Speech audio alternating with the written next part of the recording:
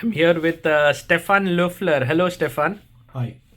Stefan, could you tell us a bit about yourself? I know that you are an international master.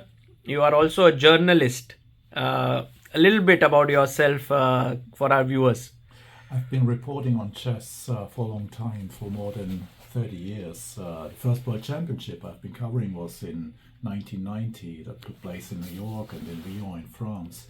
And I also came to Chennai in 2013. It was an amazing trip, mind-boggling. Of course, the match was a bit one-sided, but I took home so many impressions. And so I've been around in chess for a long time, also doing as a player. I'm similar like you, Sagar. I was maybe on the way to the Grandmaster title, but it was never really my goal. I organized conferences on chess, about a dozen, many of them in London Chess Conference. And we had guests from all over the world, including some amazing speakers from India. Ebenezer Joseph from Chennai comes to mind here. And in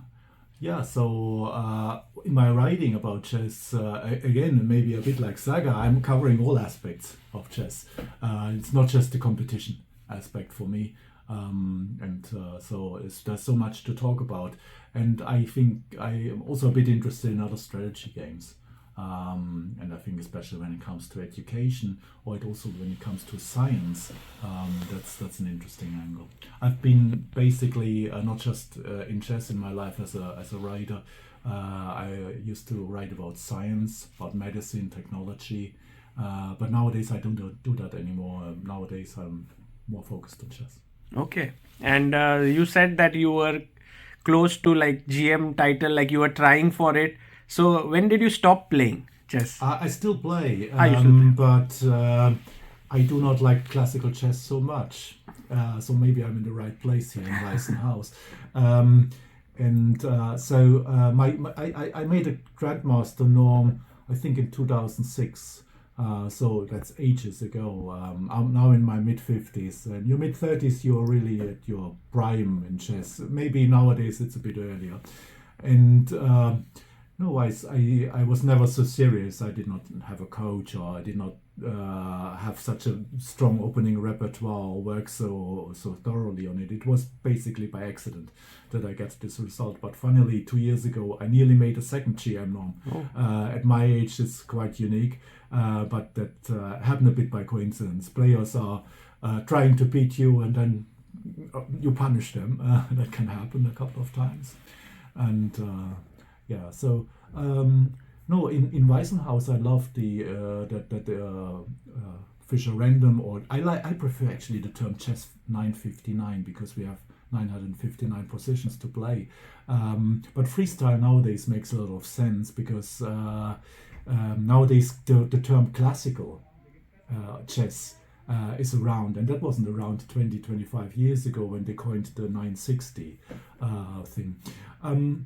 No, I'm actually looking forward to play an Open in a few months. It was announced today You will that play in in you will play Karlsruhe, in Grenke? yes, the Grenke Festival, and it's a coincidence. Karlsruhe is the place where I grew up, and where my father still lives, and I spend a lot of time with him these days. He will be 85 during the tournament, so I have to be there also to be there for his birthday. But Do you think like when the Grenke Open will happen, there'll be more entries in freestyle event than in the normal chess event, standard event? I would hope for that, but unfortunately, this is not going to happen. I've heard that among the first, like a bit above 30 entries, only 2 were in freestyle. I've entered since, so I don't know, but it's unlikely that so many will convert. But maybe it's also because some people who prefer Fischer random or freestyle,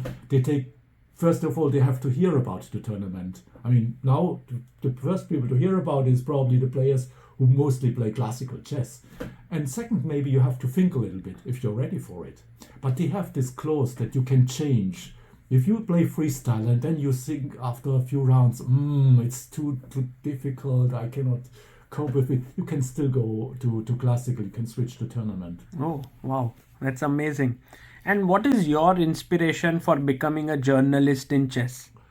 Well, basically, when I was a student, I studied communication science. I was not doing that primarily to become a journalist. I thought about other professions in public relations and public affairs, and to do that so I was more studying also social sciences rather than journalism. But at the time, they were doing freelance journalism in Germany was much easier than it is nowadays. So I made really a good income when I was a student, when I was a relatively young and unexperienced journalist reporting on these events. And so I got stuck in journalism. And with hindsight, it wasn't a fantastic career, but of course it's a fun way of life, going to the events, covering chess, which with all its facets and all the new players that are coming up and different stories coming up.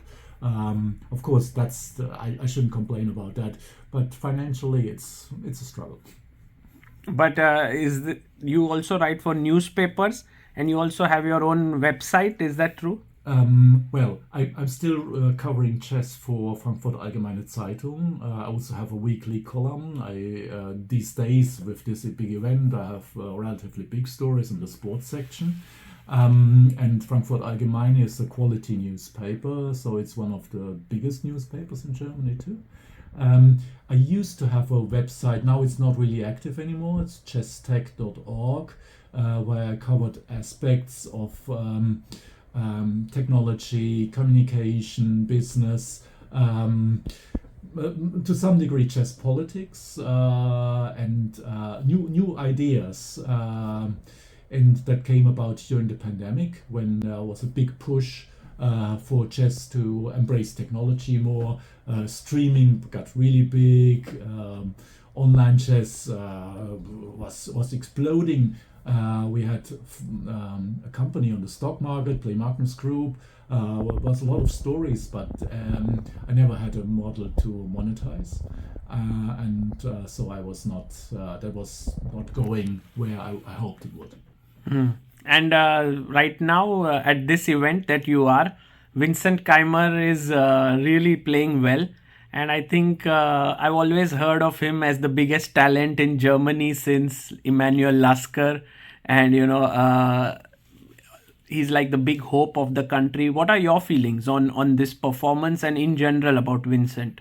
Yeah, Vincent is not a surprise to us anymore. We've been used to him, and we see that he will be a world top player. He is already a world top player to some degree. He's about number 20 in classical chess.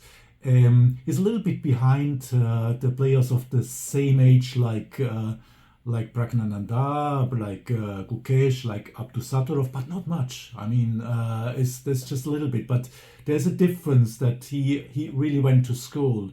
He really graduated from high school when he was 17. He's not a professional for so many years like Ghosh or Nodiabek. So it's he doesn't have such a broad opening repertoire. He doesn't know so many lines, but his talent, you can see it not so much in the calculation, as I think Prag and Ghosh are amazing in this, but his feeling for the position, and maybe this helps him here in freestyle. I mean, of course, also helps that he played freestyle already when he was a kid. I think when he was 12 or 13, he competed in freestyle events, because there were a few of them. It was called Fischer Random or Chess 960 at the time, and he liked that. He was already open for this kind of thing. But yeah, it's I'm not surprised he's doing so well here, but it's of course great for this, and maybe also in Germany has some tradition to organize such events, and we see another one coming up in Karlsruhe in 2 months, and I really hope that we see also some players from India coming along. For sure, I'm sure some for sure. People will come here for sure. But German chess, what is your take on it? Because when I was at some point going through the rating list, I saw that at every single rating point there were several players. So actually there are a lot of players here. There's the Bundesliga. There are many tournaments being held. Even companies like ChessBase or Chess24 were headquartered here and so on. So it has a very vibrant chess culture. So what is your take on the current scene of chess in Germany? Well, chess has a huge tradition in Germany. You see the federation has been there for nearly 150 years. There are clubs that are up to 200 years old. There were international chess events in the 19th century already. The German Federation for a long time was already open to players and clubs from abroad. There was a FIDE before FIDE existed in a way, I mean a small way. They would still be from neighboring countries. But this spirit of organizing chess goes back a long way. But chess is not a great career here. In order to have a good life income from chess, you have to really hit like playing at least once for the World Championship title. Otherwise, Vincent will, if he doesn't reach that, he will probably earn less in his lifetime than he could have in another profession that he could have had, given his intelligence, his upbringing, his. But if he wins tomorrow, he'll win $200,000. That's amazing, but don't forget that that's more. That he already earned more in this tournament than he earns in a whole year without this happening. And how long will it be like this? Maybe he has 10 years when he can earn such good money. If he's becoming super strong like Magnus or and Vichy, maybe it's 15 or 20 years. Okay, in that case, he will do very well. But they have to take a tough decision. And when they took that decision like a couple of years ago that he would try to be a professional, already some other chances were maybe not there. I mean, they already made some sacrifice for that. So it's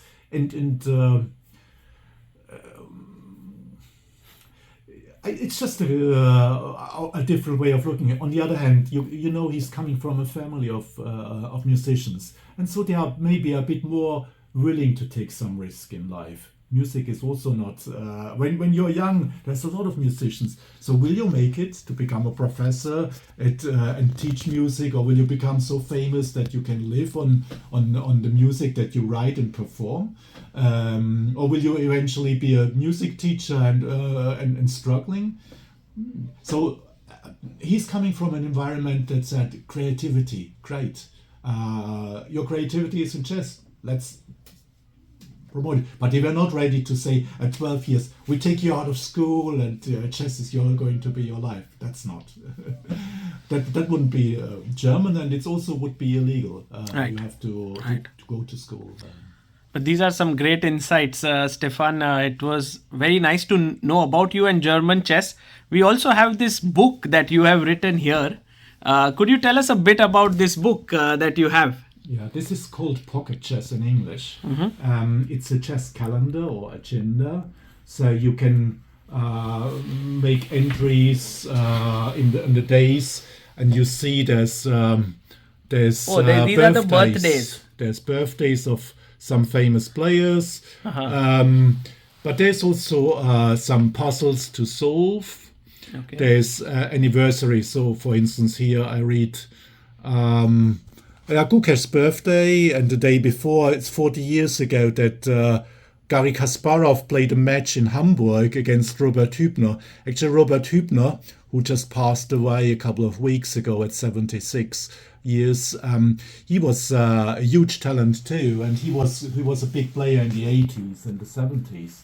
And he was number one player in Germany for many years, and his push for more players. But coming back to the book, there's also other articles. Actually, it's a very nice photo of Prague. Yeah, this is an article about the photographer Stefan Löffler. He talks about some of his best shots, and he picked Prague's profile to talk about his style. But also, this is another picture that is coming from Chennai 2022, the Chess Olympiad. Oh, the opening move, I remember. Yes, it was amazing, and in order to get an interesting shot, Steph didn't stay in the polk. He went around so to catch that from above. That's an unusual thing in chess. that there's so many photographers, so much. Yeah, that's also, I remember this moment. I was there. Yeah, you were maybe somewhere. Maybe not here. I was commentating, but I knew this happened. Okay. There's also historical articles. This one is about the best player of Italy in the 19th century. And the interesting thing here is a little bit that in Italy, chess was still played according to old rules. Was the last one to change rules to the more modern chess in Europe.